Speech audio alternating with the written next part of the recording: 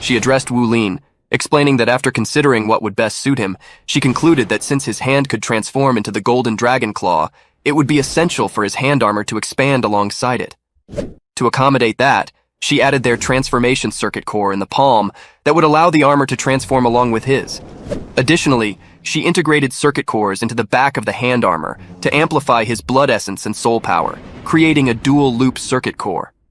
Wu Lin responded, acknowledging the importance of seeing her design first, as it provided him with a clear focus on improving the metal. He planned to shape and refine the metal according to the designs, ensuring a second refinement during the shaping process. Luo asked if he could actually refine a metal twice. He replied that he could. Luo stated that if he was telling the truth, then making their battle armor would be easier than he had thought. Wu Lin decided to start. An hour later, he had forged 4 pieces. Luo and Siduo were amazed. Wu Lin then left to find Elder Feng, stating that if they needed him, they could call him. Luo asked Gu Yue if Wu Lin had always been that good at blacksmithing. She told him that some people were just blessed by the heavens. At the working students' dormitories, Yuanen was surprised to see her room clean. She wondered who helped her to clean the room and also took a bucket of clean water for her. She knew that it couldn't be Wu Lin or Yue Zhengyu. When she realized that it was Zici, she grabbed the bucket and threw it out. Zici realized that she had not yet calmed down. In her room, she was changing when she suddenly dropped to the ground. Her head started hurting. She was having a nightmare about something that had happened to her in the past. She screamed. Because of this, Zici came to check up on her. He saw that she was crying. He nervously asked if she was okay. She threw a pillow at him and told him to get out. So he left. Wu Lin arrived at Feng's location. Feng explained to Wu Lin the greatest difference between 4th and 5th rank blacksmiths. From that point on, in addition to single homogeneous metals, Wu Lin would be forging alloys. When spirit refining, the most difficult procedure that blacksmiths call fledgling lifeguard, not all blacksmiths are capable of this, and even Saint blacksmiths only succeed 30% of the time. After countless experiments, they came up with another method to increase the success rate of spirit refining. The basis of that method is the improvement of the metal's strength and its ability to absorb life energy. To achieve that, they forge alloys, which are a combination of multiple metals in the correct ratios. Alloys can strengthen the metal and bring out the best of its properties. They then finish off the alloy by spirit refining and at higher levels soul refining it. The moment a metal is spirit refined, the future of its growth is decided. From that day onward, Feng would be teaching Wu Lin how to forge alloys. Wu Lin promised that he would do his best. After 4 hours, Wu Lin was hungry, so he asked if he could take a break. Feng got angry at him because he couldn't properly forge an alloy. Wu Lin again asked if he could go to eat dinner. This time, he allowed him. After he left, Feng thought that he had picked up a treasure because Wu Lin was able to forge an alloy of a good level on his first try. From that day onwards, Wu Lin attended classes in the morning and learned from Feng in the afternoon. His hardships were only beginning. Wu Lin told Mu that he was being taught how to forge alloys by Feng.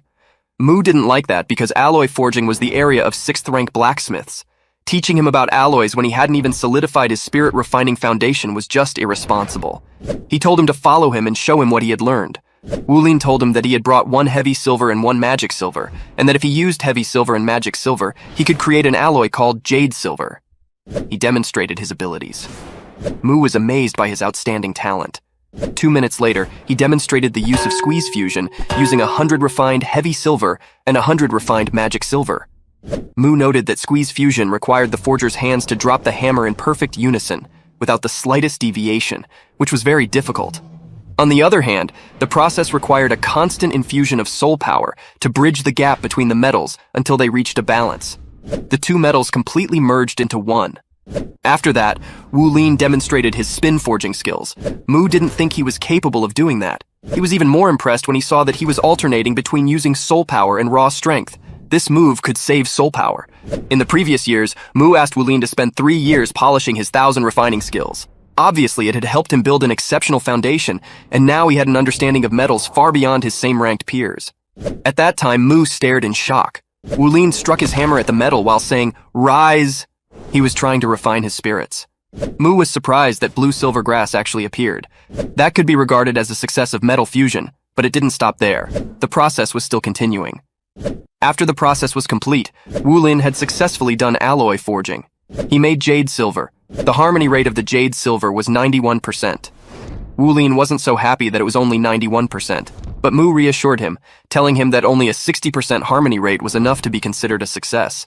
Wu Lin asked if he could keep the piece of jade silver. Mu allowed him. He also gave him a notebook containing everything he knew about spirit refining and alloy forging. He told him that he had written some secret alloy formulas in there, and that he couldn't let anyone else read it. Wu Lin agreed. Mu told him to change his blacksmith's badge. He gave him a 5-star badge. He told him that all 5-star badges were forged by Saint Blacksmiths, and he personally forged his badge. He also added a soul circuit, more specifically a focus circuit that cleared and invigorated his mind. Wearing the badge would help his spiritual power to grow and increase his concentration when he forged. He soul-refined the 5 stars on the badge, that way he could inspect them and have a glimpse of what soul-refined metal feels like. Mu was sure that it would help in his development. Wu Lin then thanked him and left. After that, he went to the working students' dormitory. He went to meet Yue Zhengyu. He knocked on his door.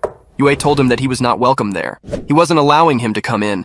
He questioned why he was behaving that way even though he had lowered the terms for him. It was originally 2 spirit items, but now it was 1. Yue called him out, saying that originally he requested 2 1,000-year items, and now he wanted something that was 2,000 years, and still he was saying that he would be taking a loss.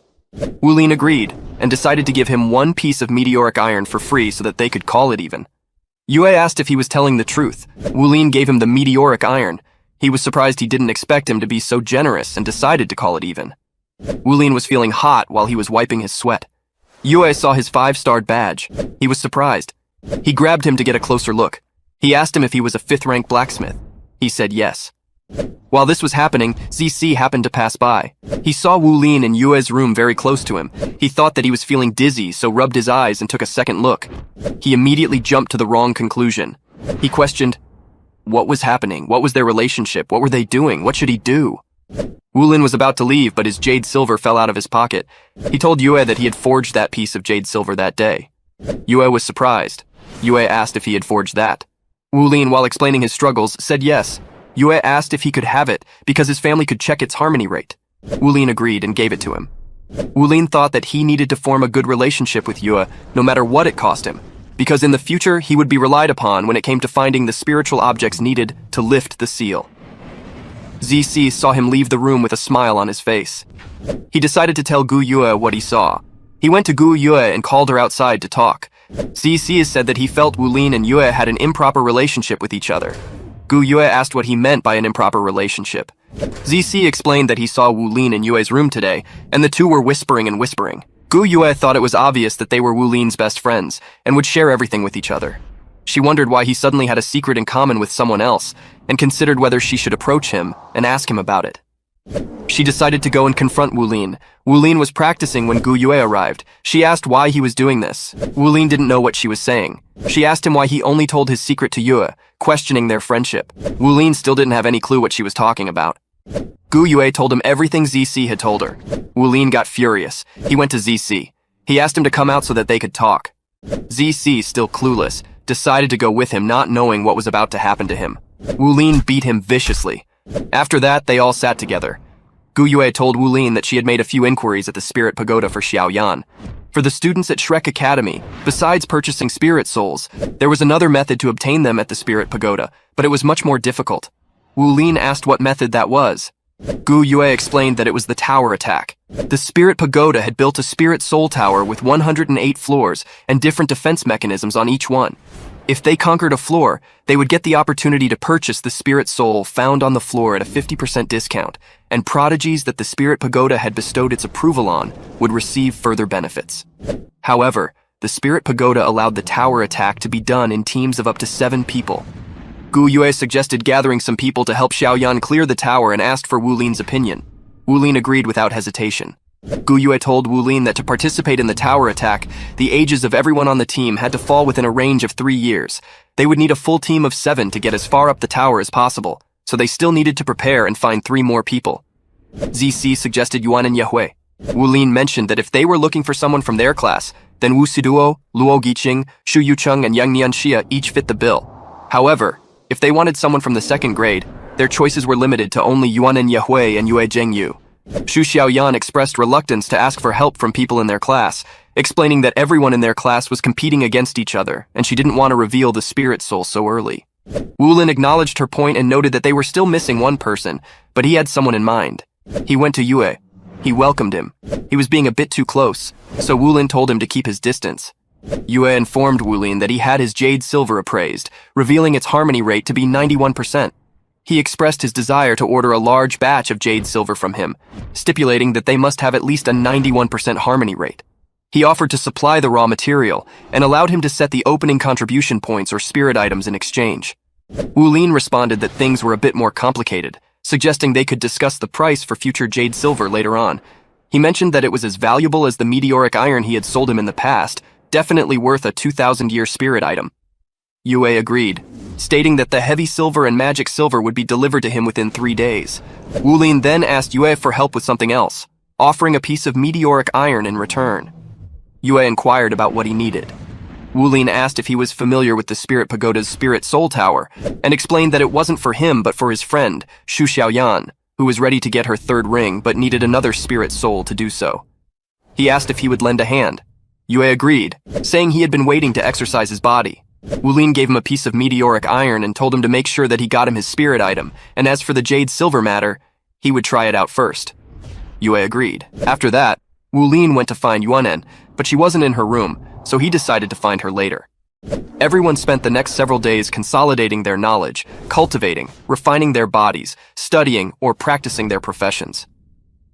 Xu Xiaoyan was the one who had to work the hardest. Her training time was even longer than Wu Lin's. After some time, Wu Lin went to see Yuanen. He asked if she was there.